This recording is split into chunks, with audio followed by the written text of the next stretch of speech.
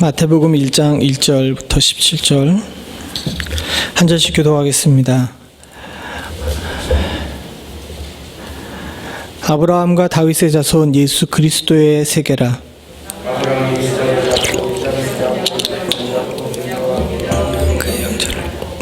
유다는 다말에게서 베레스와 세라를 낳고 베레스는 헤스론을 낳고 헤스론은 남을 낳고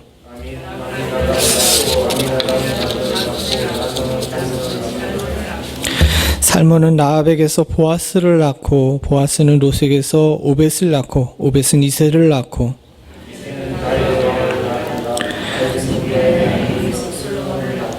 솔로몬은 르호보암을 낳고 르호보암은 아비야를 낳고 아비야는 아사를 낳고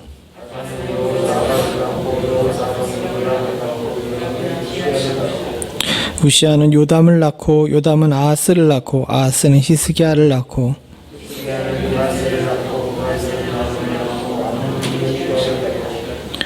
바벨론으로 이거할 때에 요시아는 여고냐와 그 형제를 낳으니라.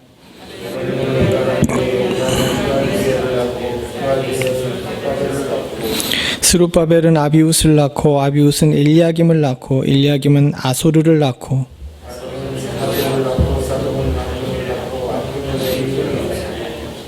엘리웃은 엘르아사를 낳고 엘르아사는 mat단을 낳고 mat단은 야곱을 낳고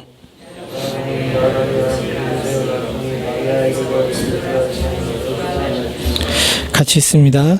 그런즉 모든 대수가 아브라함에게서부터 야곱까지 14대요 다윗으로부터 바벨론을 이거할 때까지 14대요 바벨론으로 이거한 후부터 그리스도까지 14대로라. 아멘. 오늘서부터 수요 성경 공부로 성경 공부를 하려고 합니다. 이거 다 가지고 오셨는지 모르겠는데 앞에 있으시고요.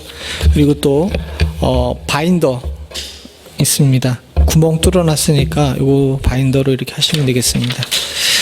참 묘한 게 제 믿음의 분량대로 딱 10명만 왔네요. 딱 10장 했는데 10명만 왔습니다. 참 제가 믿음이 약한 것 같아요. 20개를 쓰면 20명이 오지 않았을까 싶은데 앞으로는 좀 믿음의 분량을 키우도록 그렇게 하겠습니다. 그리고 오늘은 마태복음 1장 1절부터 17절을 가지고 하나님의 말씀을 함께 나누려고 하는데요.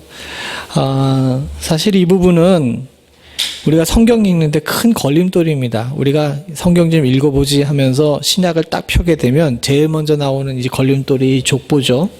왜 낳고 내가 남의 나라 족보를 왜 알아야 되냐고 이렇게 얘기할 수 있습니다.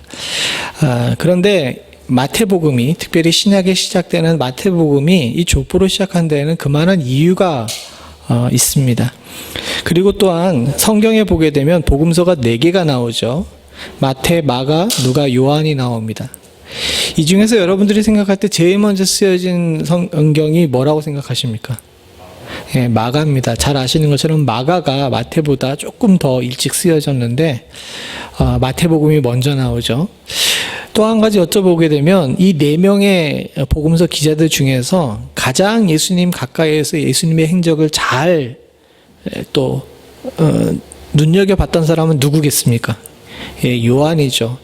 마태도 요한도 예수님의 제자였지만 아무래도 요한이 예수님과 가까이 한 일들이 더 많습니다. 대표적인 예가 변화산 사건이죠. 변화산 사건의 내용은 사실은 함께 올라갔던 3명의 제자 베드로, 야고보, 요한을 제외하고는 밑에 남아있던 9명이 들은 것이지 직접 본 것이 아니죠. 이런 일들 같은 경우가 있기 때문에 사실은 정확성이나 이런 부분으로 더 앞세운다면 요한이 제일 앞에 나와야 될 것 같습니다. 그럼에도 불구하고 마태복음이 신약 성경의 편집상 제일 앞에 나온 데는 그만한 이유가 있어요.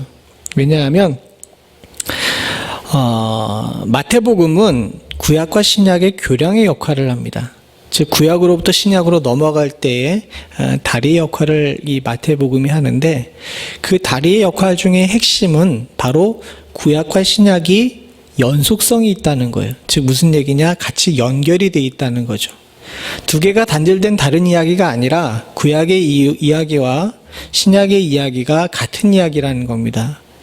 왜냐하면요, 사실은 복음서에서는 들 나오지만은 신학적으로 볼 때에 신학적으로 볼 때 아주 큰 테두리에서는 선지서와 모세 오경의 이야기가 신약의 이야기와 연관이 되어 있지만 상당히 많은 부분에 있어서 모세 오경과 선지서에 나온 이 가르침과 후에 뒤에 나오는 목회서신이나 또는 바울서신이나 요한서신에 나온 내용들이 서로 상충되는 경우가 많아요. 그런데 이게 왜 그렇게 됐는지를 잘 설명하려면 복음서가 필요하고 그중에 특별히 이 구약과 신약의 교량 역할을 하는, 다리 역할을 하는 이 마태복음이 굉장히 중요한 역할을 하게 됩니다. 그래서 마태복음이 제일 먼저 나왔고요. 그리고 이 마태복음이 이런 역할을 할 수 있었던 것은 그 어떤 복음서보다 구약을 많이 인용했어요. 그 얘기는 뭐냐? 구약의 일이 하나님께서 다 무시한 것이 아니라 그것이 예수로 인해 성취되고 그것이 앞으로 신약이라는 새로운 약속으로 이렇게 널리 퍼지게 된다는 것을 말하고 있습니다. 사실 앞부분에 나와 있는 이 부분은 여러분들이 그냥 집에서 읽어보시면 되겠어요. 이게 개관이기 때문에 써놓은 거고 이 뒷부분에 나와 있는 이 부분을 우리가 문제를 풀어가면서 우리가 함께 나눠보도록 하려고 합니다. 마태복음이 족보로 시작된 이유가 무엇이라고 생각하십니까? 이 물음은 우리에게 있어서 마태복음이 왜 이 자리를 차지했고 조금 전에 제가 설명드린 이 일들이 왜 우리들에게 의미 있는지를 생각해 보게 하는 질문이에요. 거기 우리 나눠드린 데도 나와 있지만은 모래시계 모양의 이 도형이 있는데 이것이 성경의 모양이라고 할 수 있습니다. 성경은 모래시계 형식으로 되어 있어요. 무슨 얘기냐 하면 위에 있는 모래시계는 구약을 이야기합니다. 구약이라고 얘기하면은 다른 것이 아닙니다. 구가 무슨 구자예요? 예? 옛 구자를 쓰죠. 그리고 약은? 약속할 약입니다. 즉 구약이라는 말 자체가 옛 약속이라는 뜻이에요. 그럼 반대로 밑에 있는 세모는 뭐겠습니까? 신약이죠. 신약이라는 뜻은 뭐겠습니까? 신자가 무슨 신자예요? 새 신자입니다. 그러니까 신약하게 되게 되면 새로운 약속이라는 거죠. 그럼 구약과 신약이라는 거 나와 있는데 이 구약은 뭐고 신약은 뭐겠습니까? 우리가 구약이라 그러면 뭘 얘기하냐면은 옛 이스라엘을 하나님께서 형성하신 것을 이야기해요. 무슨 얘기냐? 저기 이렇게 깔때기 형식으로 되어 있는 이유가 있습니다. 무슨 얘기냐면 점점 초점이 좁아지는 거예요. 여러분들이 읽어보시면 알겠지만 창세기 1장에서는 뭐가 나옵니까? 예, 천지가 창조되는 것이 나오죠. 천지 창조가 된다는 건 뭡니까? 온 우주에 관한 이야기였어요. 그리고 창세기 11장까지 쭉 내려오면서 뭘 얘기가 나옵니까? 전 세계적인 이야기가 나옵니다. 대표적인 얘기가 뭡니까? 바벨탑 이야기 같은 것들이 나오죠. 근데 12장 이후로 보게 되면 초점이 누구에게 맞춰져요? 아브라함에게 맞춰집니다. 이제 거기서부터 하나님께서는 아브라함을 택하셔서 전 세계적인 이야기가 무슨 이야기로 변합니까? 이스라엘의 이야기로 변하게 되는 거예요. 그리고 그 이스라엘의 이야기들이 쭉 나와서 가는 것이 구약의 이야기입니다. 하나님께서는 처음 이스라엘을 택하셨어요. 즉 아브라함을 택하셨죠. 그런데 아브라함에게 난 자들이 전부 다 그 약속 안에 들어갑니까? 아니죠. 아브라함의 아들 중에서 누구? 이삭만이 됐죠. 그래서 이삭이 다시 약속을 갱신해요. 그죠? 좁아지는 겁니다. 지금 현재 보게 되면 아람 민족들 자체가 다 아브라함의 자손이라고 본인들 스스로가 얘기해요. 그런데도 불구하고 언약은 누구만 소유하는 겁니까? 이삭의 뿌리에서 나온 사람들만 소유하죠. 근데 이삭의 자녀들이라고 모두 다 약속을 소유합니까? 아니죠. 예, 그 중에서 야곱입니다. 그래서 성경에 아브라함과 이삭과 야곱이라고 이야기하는 것이 계속 반복되는 이유가 바로 거기 있습니다. 점점 좁아지는 겁니다. 더 시간이 지난 다음에 하나님께서는 이스라엘 자손 중에 또 한 사람을 택합니다. 누구를 택하죠? 예, 다윗을 택하게 됩니다. 즉 하나님께서는 구약이라고 그러셨는데 이 구약의 약속이 계속해서 반복되는 거예요. 처음에는 아담과 약속을 하셔가지고 온 인류와 약속을 하셨고 그 다음에 노아와 약속하셔가지고 새로운 인류의 개창자와 약속을 하시고 더 나아가서는 아브라함이라는 사람 그리고 이삭 그리고 야곱을 통해 가지고 약속이 점점 좁아지면서 결국 구약의 약속의 핵심은 뭐냐면 이스라엘을 하나님께서 택하신 것 이스라엘 집을 세우신 것을 이야기합니다. 그러나 그렇게만 끝나는 것이 아니죠. 이스라엘이 이 약속 가운데 서가지고 성공했어요, 실패했어요? 예, 실패했습니다. 요건 조금 이따 쳐다보게 되는데, 이 실패했기 때문에 하나님께서 약속을 새로 만드실 필요가 있어요. 그 새로 만드신 약속이 뭐죠?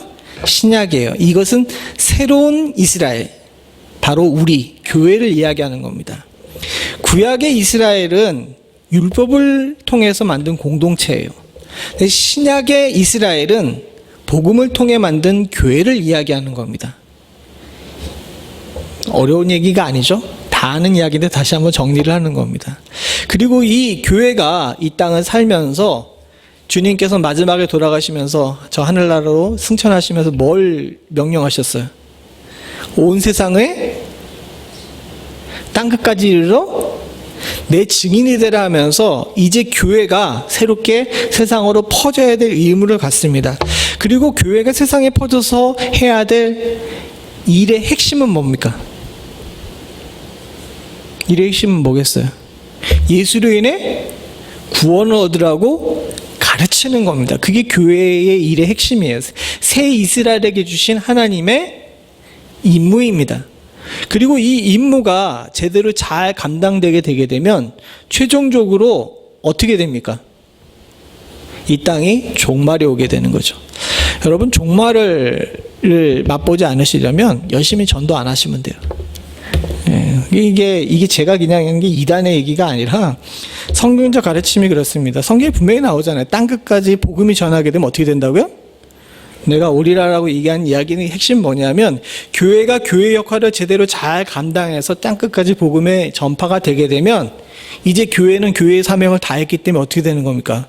세상이 종말이 오게 되고 그 가운데서 심판이 있게 되는 거죠. 이것이 전 인류의 역사이고, 이것을 좀 어려운 이야기로 신학적 용어로 구속사라 그럽니다. 구속사, 구원하는, 속죄하는 그런 역사라고 이야기하죠. 그리고 이 구약과 신약에 있어서 마지막에 아주 결정적인 순간인 저 양쪽에 만나는 꽃기점, 즉 구약의 약속을 성취하시고 신약의 약속을 새로 시작하신 분이 있는데 바로 그분이 누구예요? 예, 예수 그리스도십니다. 그리고 이 예수 그리스도가 그렇게 됐다는 것, 그런 위치에 있다는 것을 가르쳐 주는 것이 바로 오늘 우리가 함께 읽은 족보예요. 이 족보가 그냥 나온 것이 아니라 이 내용을 이야기하기 위해서 그렇습니다. 그래서 1장 1절에 보게 되면 뭐라고 나와 있습니까? 1장 1절에 뭐라고 나와 있죠? 아브라함과 다윗의 자손 예수 그리스도의 세계라. 이게 굉장히 큰 의미를 가지고 있어요. 아브라함과 다윗의 자손이라는 것은 약속의 계승자라는 뜻입니다. 무슨 얘기인지 아시겠어요? 약속의 계승자라는 뜻이고, 그 다음에 예수를 뭐라고 가르쳐요? 예, 그리스도라고 가르쳐요. 그리스도라는 말 자체가 뭡니까? 구원자라는 뜻입니다. 즉 약속의 계승자이자 구원자이신 그리스도의 세계라라고 얘기했는데, 이 세계라는 것 자체가 말 자체가 뭘 뜻하냐 하면 그냥 단순히 이 전 세계를 이야기하는 것이 아니라 주님께서 이와 같은 사명을 잘 감당하시고 앞으로 감당하실 거라는 것에 대한 선포예요.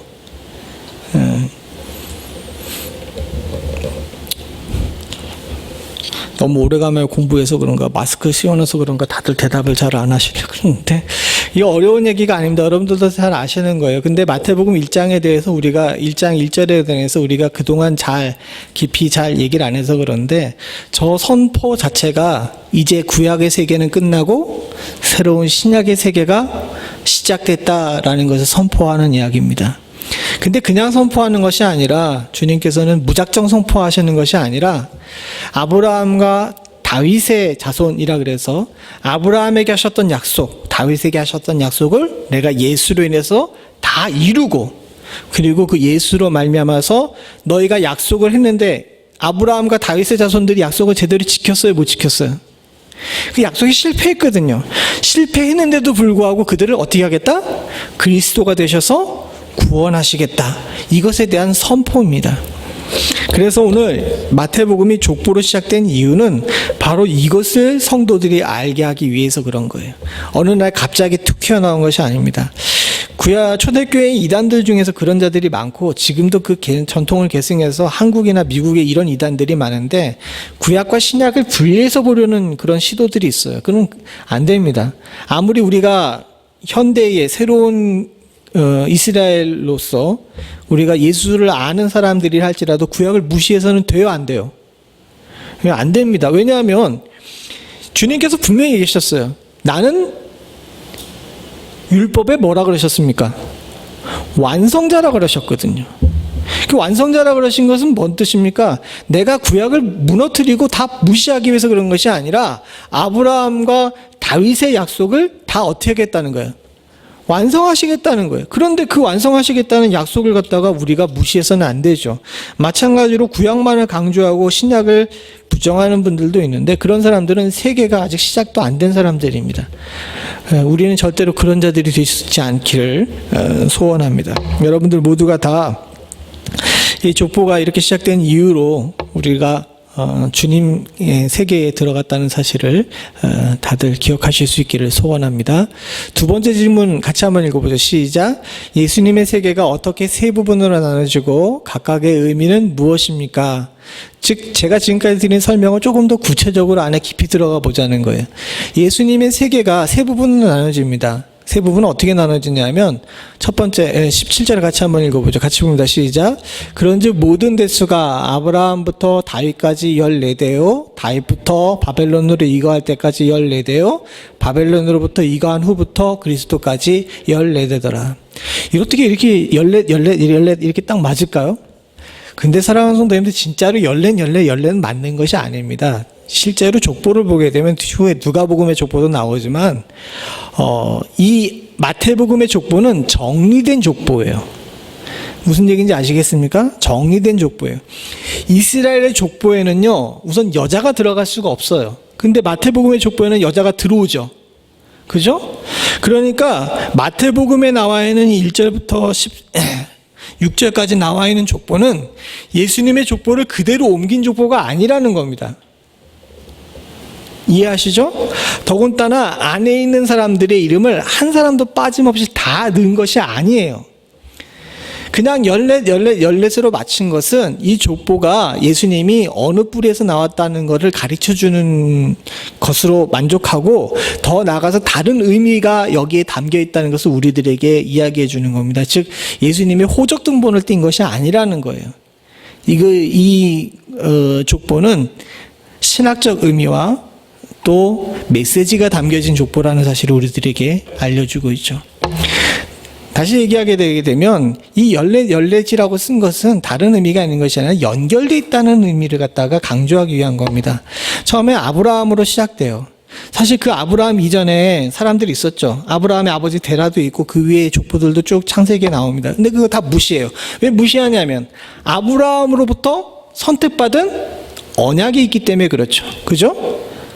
그러니까 예수님의 그리스도의 세계는 아담서부터 시작돼야 되지만 아브라함부터 시작된 이유는 바로 여기에서부터 구약의 약속이 중요한 부분들을 주님께서 성취하겠다는 거예요. 사실 누가복음의 족보를 보시면 아시겠지만 누가복음의 족보는 어디까지 올라갑니까? 네? 그 거꾸로 올라가죠. 그 이상은 누구냐, 그 이상은 누구다라고 얘기가 쭉 올라가가지고 아브라함 위 전까지 올라갑니다. 그런데 마태복음의 족보는 아브라함부터 시작하는 것은 아브라함의 약속이 성취됐다는 것에 대해서 강조하기 위해서 아브라함부터 시작되는 거예요. 그러니까 이 족보 자체에 나와 있는 의미 자체는 이게 정확한 족보를 여러분들에게 전달하기 위해 그런 것이 아니라 약속의 흐름을 따라서 지금 계속 가고 있다는 사실을 알려주기 위해서 이걸 한 겁니다. 아브라함서부터 14대 그리고 누가 나와요? 다윗이 나와요. 이 아브라함의 언약과 다윗의 언약이 좀 다른 이유가 있습니다. 아브라함의 언약의 핵심은 무엇입니까? 아브라함의 언약의 핵심 뭐예요? 내가 너로 큰 민족을 이루게 하겠다는 데 있거든요. 근데 다윗의 언약은 어떤 겁니까? 내가 너로 집을 세워주겠다라고 이야기하는 영원한 집을 얘기한단 말이죠. 그러니까 이 두 차이가 약간 좀 차이가 있는데 뭐냐면 아브라함은 언약의 자손들에 대한 선포 약속이라 그러게 되면 다윗은 그 가운데서 영원한 집, 즉 흔들리지 않는 교회를 세우겠다는 그런 약속이 들어가 있습니다. 이건 조금 이따 다시 보겠습니다. 그리고 다윗부터 14대, 그 다음에 예수님이 나옵니다. 물론 아브라함, 다윗, 예수가 중요하지만 저기 중간에 나와 있는 14이 굉장히 중요해요. 무슨 얘기냐? 다윗의 언약을 받은 다음에 중간에 제가 지금 여기다가 안 써놨는데 사실은 다윗과 예수 사이에 14이라고 썼지만 14이 아니죠. 어떻게 됩니까? 28이어야 돼요. 28이어야 돼요. 원래대로 하게 되면 저렇게 아름다운 그림으로 쭉 가야 되는데 사실은 저기 숨어있는 14, 여러분들이 거기 그림을 그리시면서 하나 더 넣으세요. 거기 숨어있는 14이 있는데 그 14이 무엇입니까? 바벨론으로 이거한 때라고 나오죠. 단순히 바벨론을 이거한 것은 바벨론으로 끌려가서 포로로 잡혀갔다는 것을 이야기하는 것이 아니라 이 사람들이 언약에서 실패했다는 걸 의미하는 겁니다. 즉 아브라함의 언약과 다윗의 언약이라는 것 자체가 무엇입니까? 약속이잖아요. 약속이면 한쪽이 일방적으로 약속합니까? 성경 약속은 그렇지가 않아요. 쌍방의 약속입니다. 하나님께서는 이스라엘 사람들과 약속할 때 너희가 나를 경외하면 내가 너희를 축복하리라 이렇게 나오시잖아요. 그죠? 다윗의 언약도 마찬가지예요. 내가 나의 집을 만들려 그러니까 내가 너에게 집을 주겠다라고 이야기하죠. 영원한 집을 주겠다라고 이야기합니다. 즉 쌍방의 약속인데 이 약속을 아브라함과 다윗의 약속을 이스라엘 사람들이 지켜요, 못 지켜요? 예, 못 지키죠. 저기 숨어있는 14세 거기가 이 실패의 부분이 나옵니다. 즉 아브라함과 다윗의 언약은 사람들 쪽에서 언약이라는 거예요.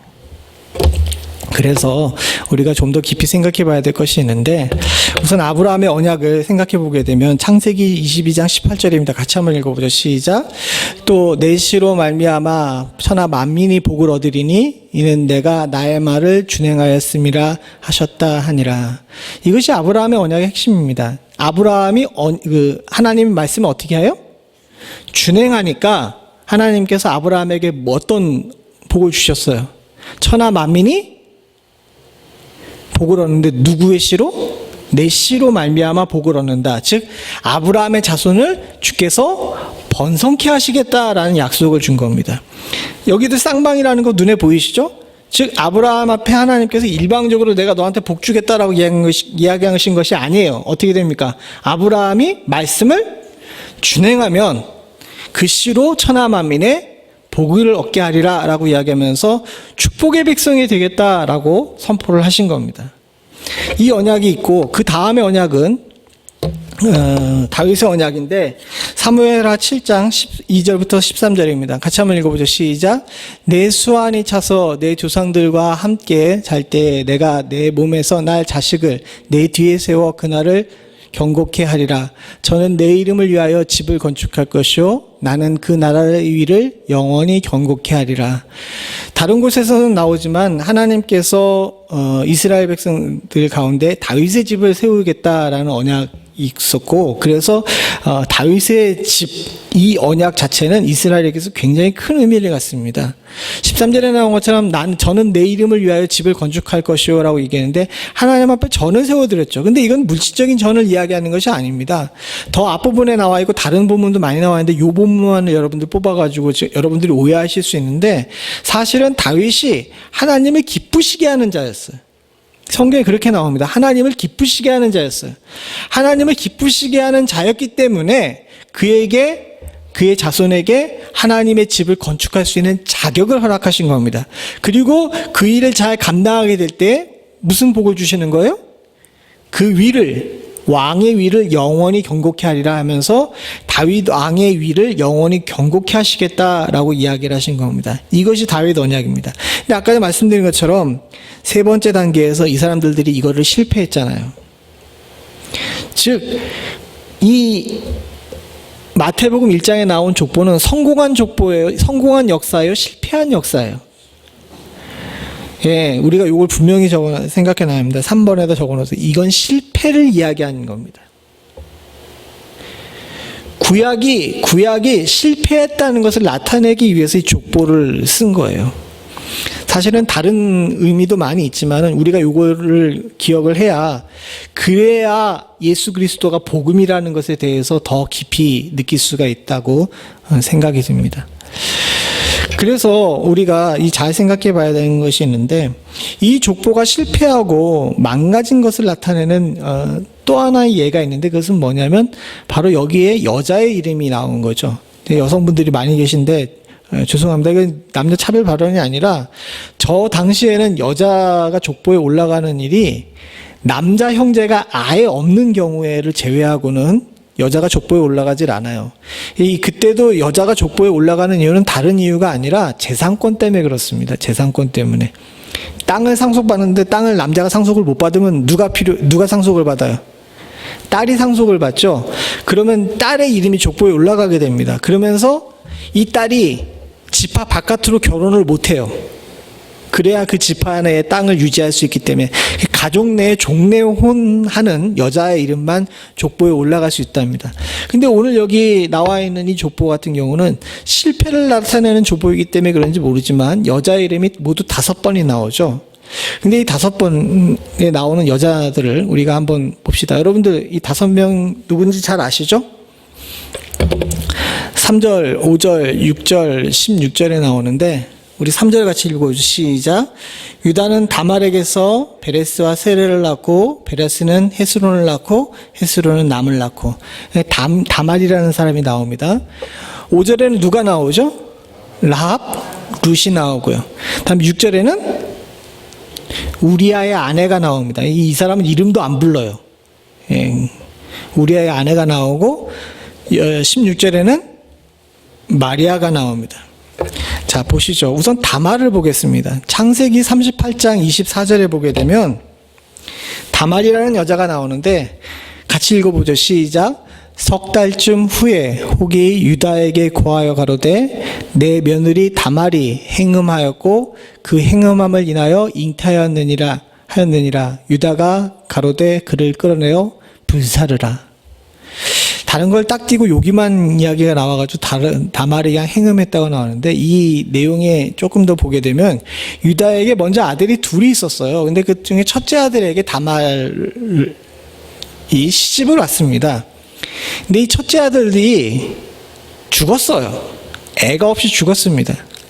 그래서 둘째 아들들이 다말에게 갔습니다. 근데 이때 당시에는 형사취수제라 그래가지고 형이 아이 없이 죽게 되게 되면 형수를 갖다가 동생이 결혼해가지고 형의 대를 이어요. 왜 이렇게, 우리가 지금 생각으로는 이해가 안 되는데 왜 이렇게 했냐면, 이 당시엔 사회제도 자체가 안 좋았기 때문에 만약에 여자가 자녀 없이 죽게 되게 되면 이 사람 굶어 죽어요.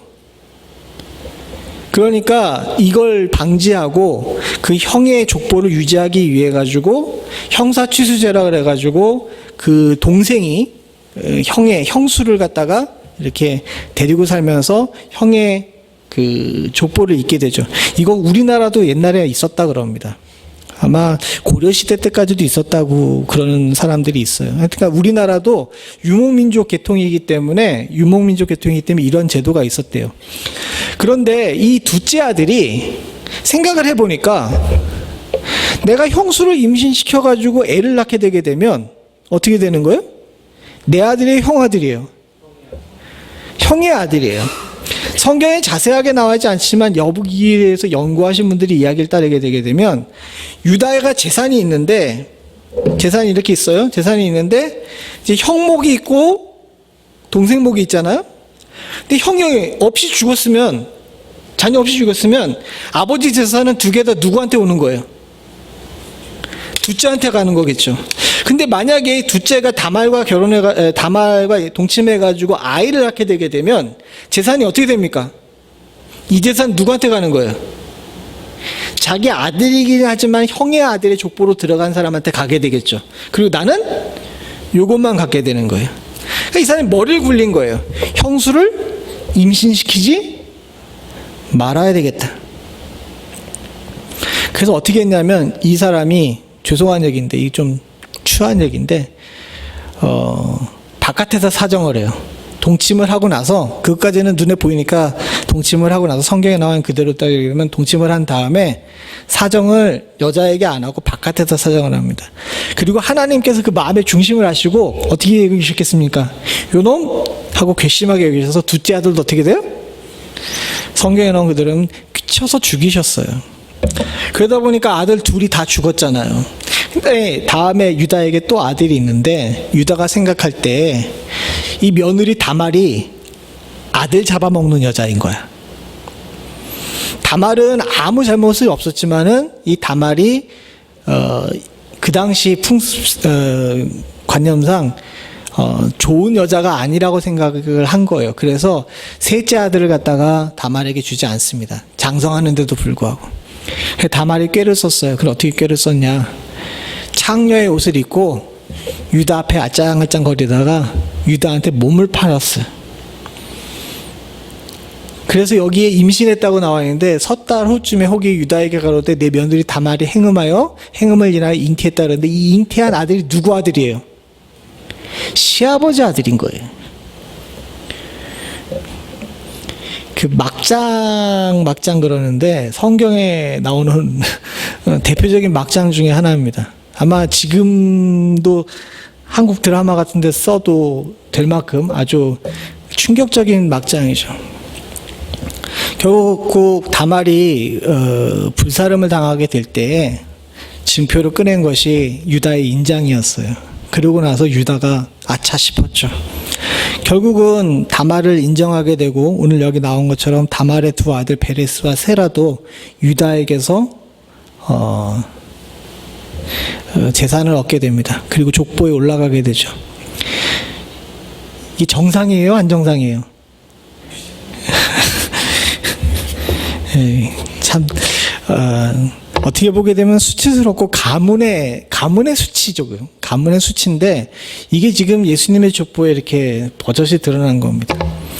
두 번째 나온 사람은 누구냐? 라합이죠. 같이 읽어봅니다. 시작. 눈의 아들 여호수아가 시딤에서 두 사람을 정탐으로 가만히 보내며 그들에게 이르되 가서 그 땅과 여리고를 엿보라 하며, 그들이 가서 라합이라 하는 기생의 집에 들어가 거기서 유숙하더라. 다말도 막장이지만 여기도 그렇습니다. 아마도 저 두 사람 중에 한 사람이 살몬이라 그래요. 이 라합과 결혼한 살몬이 두 사람 중에 한 사람이라고 유대 전승에는 그렇게 나옵니다. 성경에 그렇게 안 나오기 때문에 이게 확실하다고 얘기하지 않지만, 미드라시 같은 데 보게 되면 여기 나와 있는 살몬이 아마 두 정탐꾼 중에 한 사람이라 그러는데, 이 두 정탐꾼이 여리고를 정탐하러 들어갔어요. 여리고를 정탐하러 들어가서 거기에 유숙을 하는데, 그렇게 되게 되면 라합이 이스라엘 사람이 아니라 어디 사람이에요? 여리고 사람이에요. 근데 여리고는 하나님께서 특별히 얘기하셔서 다 도말하라 그런 지역이거든요. 그만큼 악한 지역이고 그만큼 구제불능인 지역인 겁니다.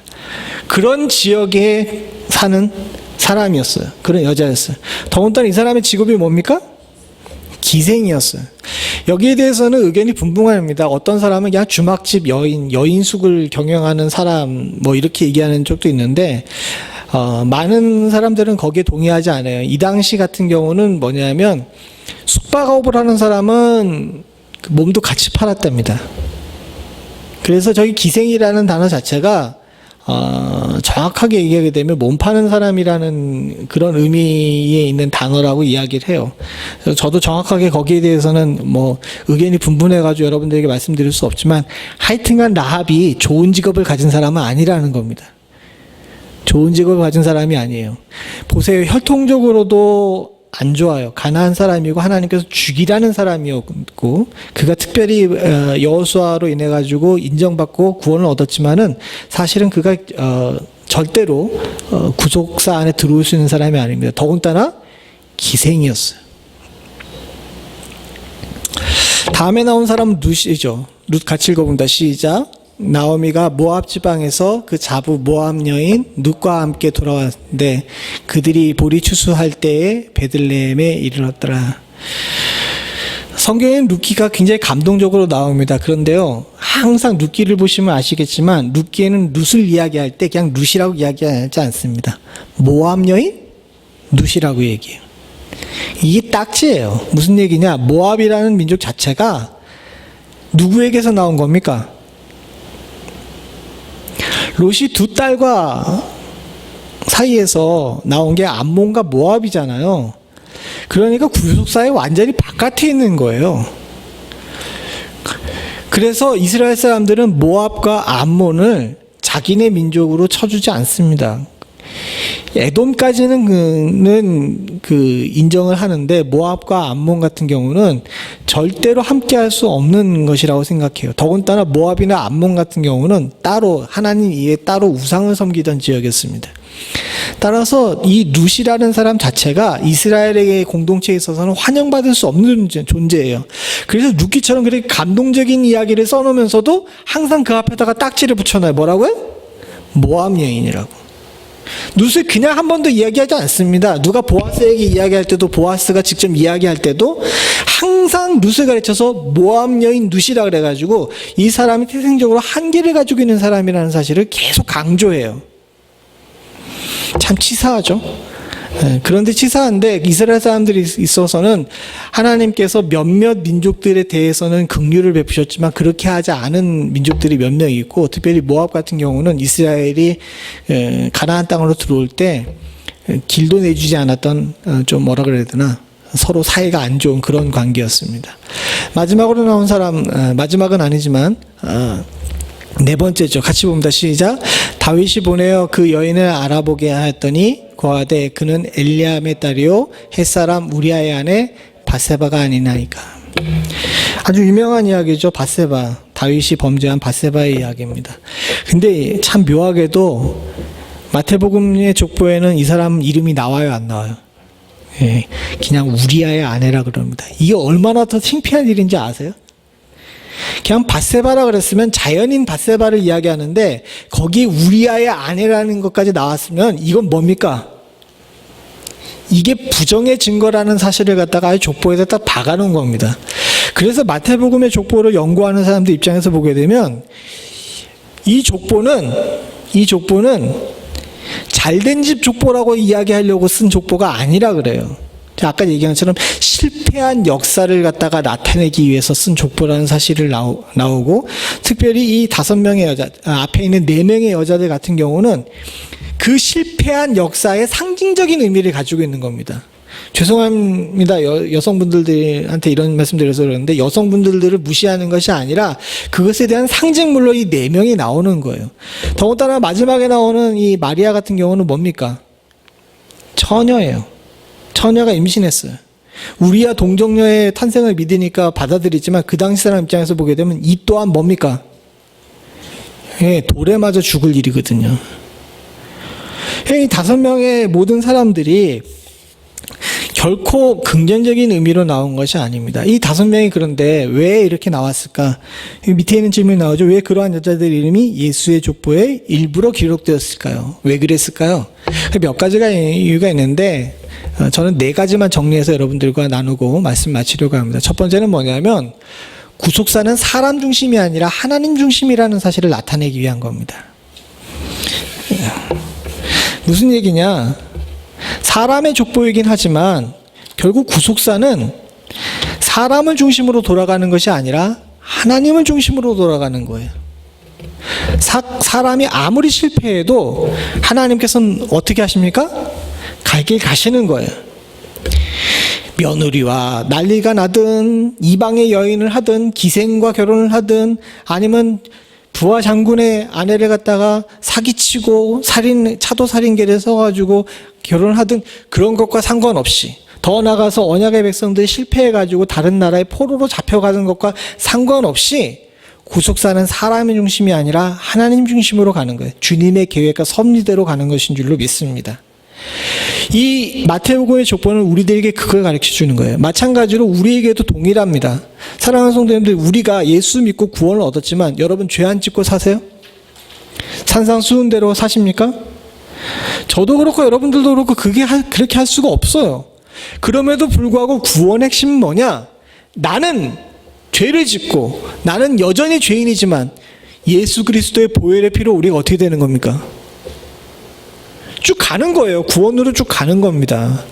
내가 능력 있고 선하고 깨끗해서 구원의 역사가 이루어지는 것이 아니고 신약의 테두리 안에 들어가는 것이 아니라 구약의 사람들처럼 나도 부족하고 구약의 사람처럼 나도 앞으로 실패할 거고 실패한 사람이라 할지라도 여기 이 증거대로 이 험악한 족보 가운데서도 예수 그리스도가 나온 것처럼 나의 험악한 삶 가운데서도 예수 그리스도께서 역사하신다는 것을 나타내기 위해서 이 족보가 나오는 거예요.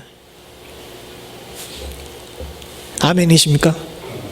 예, 사랑하는 성도님들, 이것이 이 족보가 나온 의미입니다.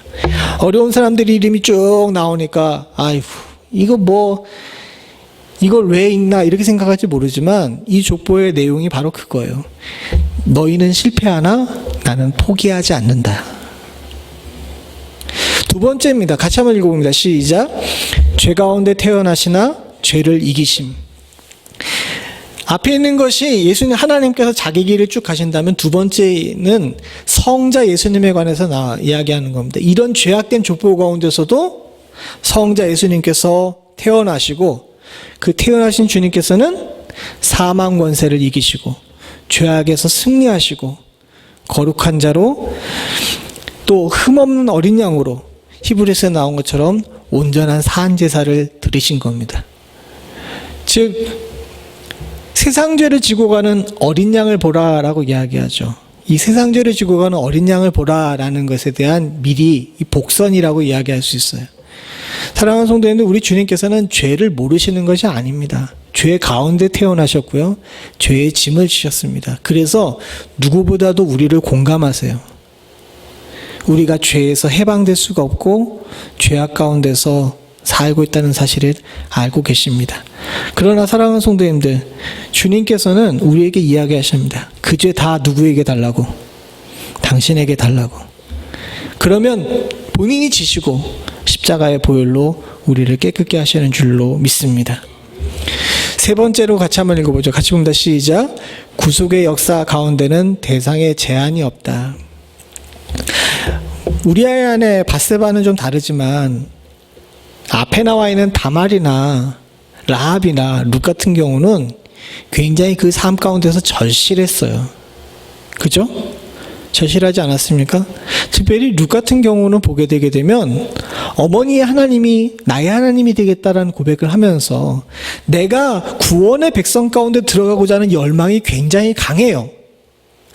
그러나 사랑하는 성도님들, 아까 전에 율법대로 하게 되면 그럴 수가 없거든요. 그런데 주님께서 이 땅에 오심으로 말미암아 예수 그리스도의 새로운 언약으로 말미암아 이 담을 헐어요. 우리가 갈라디아서 3장 28절 같이 보겠습니다. 글자가 좀 작아가지고 죄송한데 같이 보죠. 시작. 너희는 유대인이나 헬라인이나 종이나 자주자나 남자나 여자 없이 다 그리스도 예수 안에서 하나니라.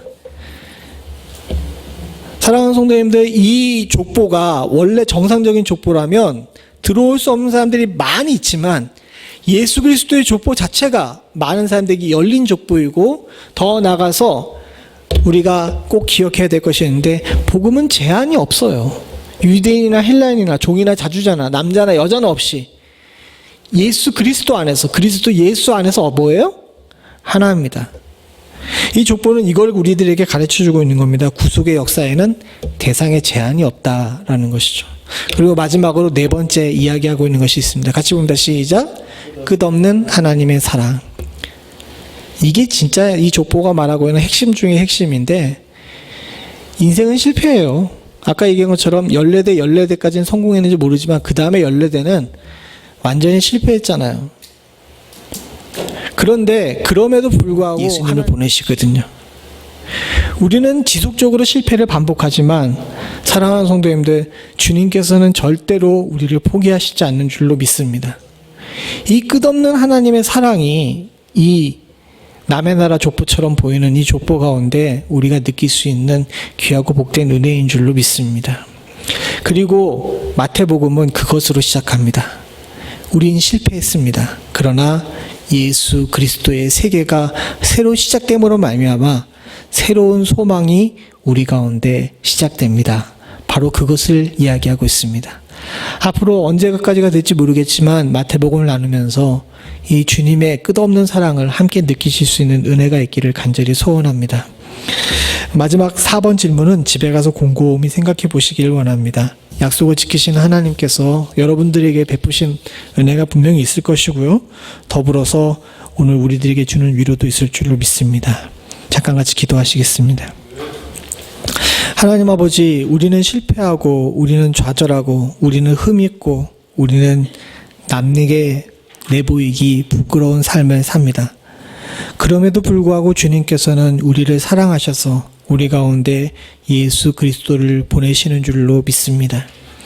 실패한 언약을 대신하여 온전한 언약을 세우시고 우리로 우리의 실패를 인정하시고 하나님, 그럼에도 불구하고 너희는 내 것이라 라고 말씀하시는 주의 음성이 하나님 내게 힘이 되고 위로가 될 수 있도록 주님 도와주시옵소서. 우리는 자꾸 약속을 어기나 주님께서는 한 번도 약속을 어기시지 아니하셨고 지금도 하신 약속을 지키시기 위해 끊임없이 일하시고 계시는 줄로 믿습니다. 부정타 아니하시고 긍휼히 여기시고 주의 사랑하는 자녀들이 아파 신음하는 것조차도 이쁘게 보시는 주님께서 하나님 우리의 삶 가운데 함께 하시는 줄로 믿사오니 아버지 하나님, 이 하나님의 끝없는 사랑을 사모하며 살 수 있도록 주님 도와주시옵고 이 끝없는 사랑을 내가 받고 있음을 하나님 기억하며 살 수 있도록 주여 도와주시옵소서. 주님께서 베푸실 그 약속으로 이루실 귀하고 놀라운 영광을 소망하오며 모든 말씀 예수님의 이름으로 간절히 기도드리옵나이다. 아멘.